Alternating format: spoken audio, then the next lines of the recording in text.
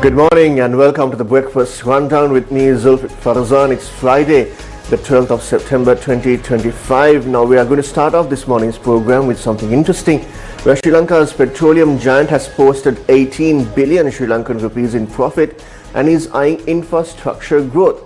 Now here's the story. The Ceylon Petroleum Corporation has recorded a profit of 18 billion Sri Lankan rupees during the first 6 months of 2025, according to its managing director, Mayura Nethikumara. Speaking to media, Nethikumara revealed that the corporation has already initiated several new development projects aimed at strengthening the country's petroleum infrastructure. Among the most notable is the construction of an aviation fuel pipeline stretching from the Muthurajawala terminal to the Bandaranayake International Airport in Katunayake. Now, at the same time, the Ministry of Public Administration, Provincial Councils and Local Government has announced that 120 local authorities across Sri Lanka have successfully digitized their payment systems. Deputy Minister Ruwan Senarat stated that citizens can now make all payments to these local bodies online, streamlining public service delivery and improving accessibility. He further noted that the government aims to enable online payments across all local authorities by the end of next year. Now here's an interesting story and a sigh of relief for parents. China has agreed to continue its support for Sri Lankan school children by providing free fabric for school uniforms for the upcoming academic year. Deputy Minister of Education Dr. Madhura Senamiratne announced that the agreement was formally signed between the Chinese ambassador to Sri Lanka and the Secretary of the Ministry of Education. Now this initiative, valued at 5.17 billion Sri Lankan rupees, will benefit thousands of students across the country, easing the financial burden on families and supporting access to education. Now you are aware that Sri Lanka's government has declared war on drugs. Now ending the drug epidemic is the government's top priority, said Minister of Industries Sunil Handunnetty in a strongly worded statement urging nationwide cooperation. Speaking at a public event, Minister Handunnetty emphasized that the fight against narcotics must begin at the grassroots level, with communities actively resisting the spread of drugs. He called on citizens to stop protecting drug traffickers and instead expose them, regardless of their social or political status. He criticized past political figures for allegedly safeguarding drug networks and stressed that such an era is over. Handunnetty encouraged the public to report any suspicious activity related to drug trafficking, even anonymously, and not to wait for law enforcement authorities to act. Now this is something that a lot of Sri Lankans are expecting. Now the Secretary General of Parliament, Kushani Rohanadiva, stated that the second reading of the appropriation bill or the budget speech or the presentation of budget proposals for the year 2026 will be held on 7th November 2025, followed by the budget debate from 8th November to 5th December. This decision was made at the meeting of the Committee on Parliamentary Business chaired by Speaker Dr. Jagat Wickramaratne. Accordingly, the Secretary General stated that the first reading of the appropriation bill will be presented to Parliament on 26th September 2025. In his capacity as the Minister of Finance, the President will present the second reading of the appropriation bill or the budget speech, as we call it, on the 7th of November. And it has been decided to allocate 6 days from 8th November to 14th November for the second reading debate. Now the vote on the second reading will take place on 14th November at 6 p.m. Thereafter, the committee stage debate will be held for 17 days from 15th November to 5th December, and the third reading vote will be held on 5th December at 6 p.m. Now during this period, the budget debate will be held every day, including Saturdays, excluding public holidays and Sundays.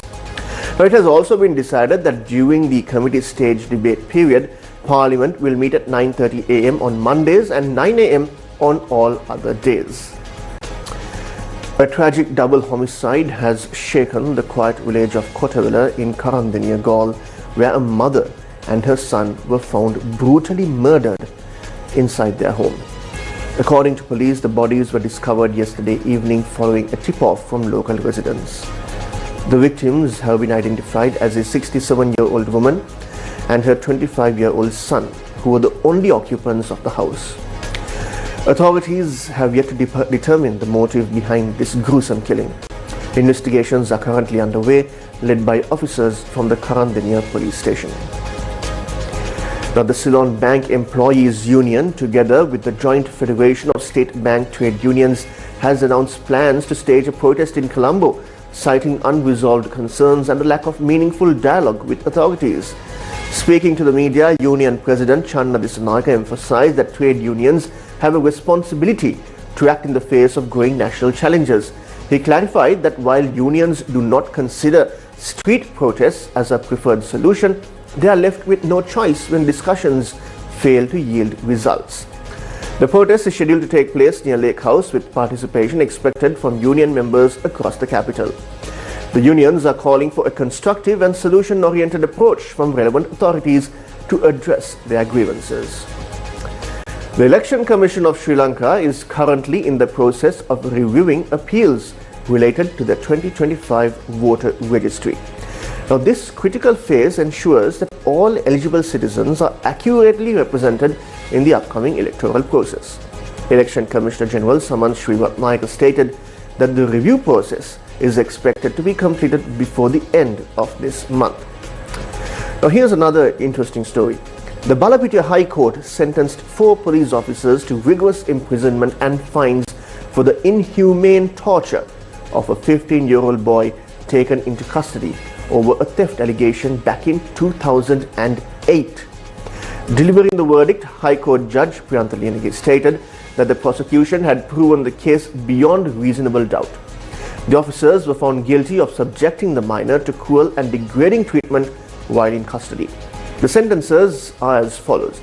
The retired Chief Inspector, the first accused, 8 years of rigorous imprisonment and a fine of 100,000 rupees.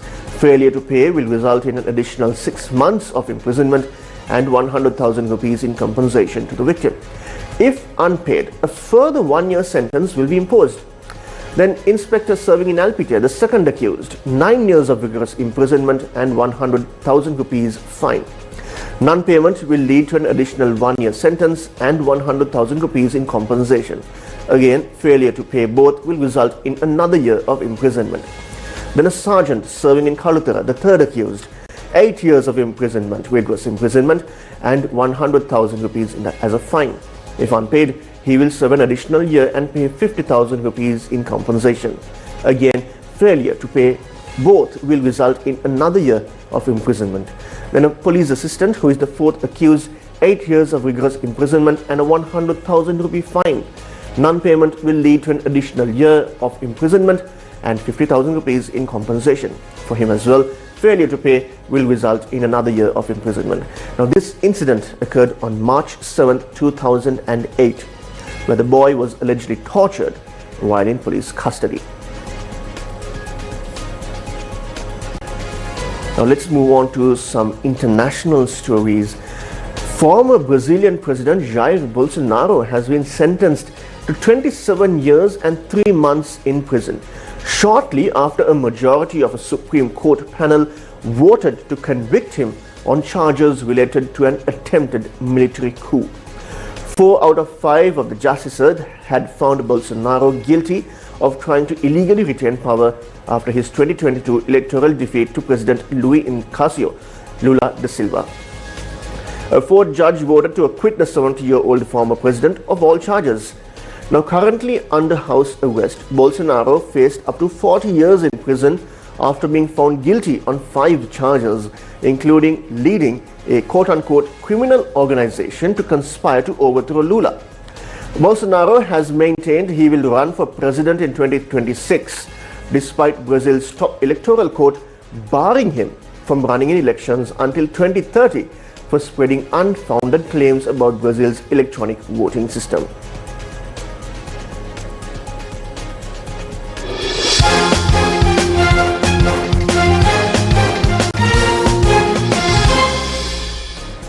Now, cricket fans are in for a thrilling night as Pakistan takes on Oman in a high-stakes clash at the 2025 Asia Cup T20 tournament.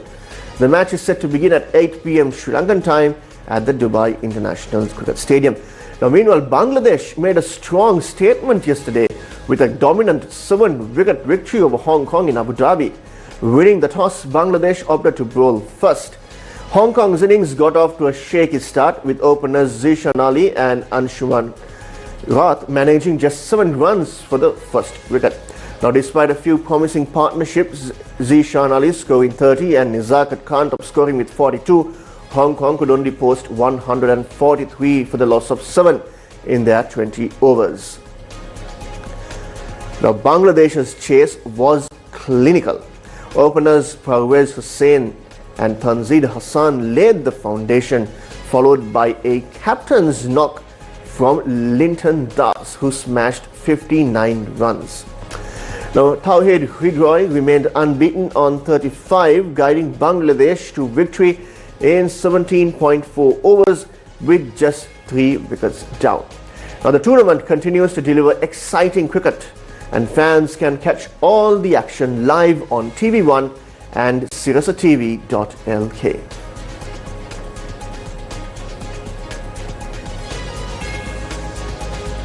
And with that, we bring an end to this week's edition of the Breakfast Rundown. I will meet you again on Monday with more interesting stories that are taking place today and also over the weekend. If you want to keep yourself updated with all the very latest, visit our award-winning website. That's www.newsfirst.lk, and follow us on our social media handles on Facebook, Instagram, X, TikTok and YouTube. And also don't forget to subscribe to our WhatsApp channel, where all these stories in detail and all the videos that you have missed come to your palm-held devices. Until then, take care and stay safe.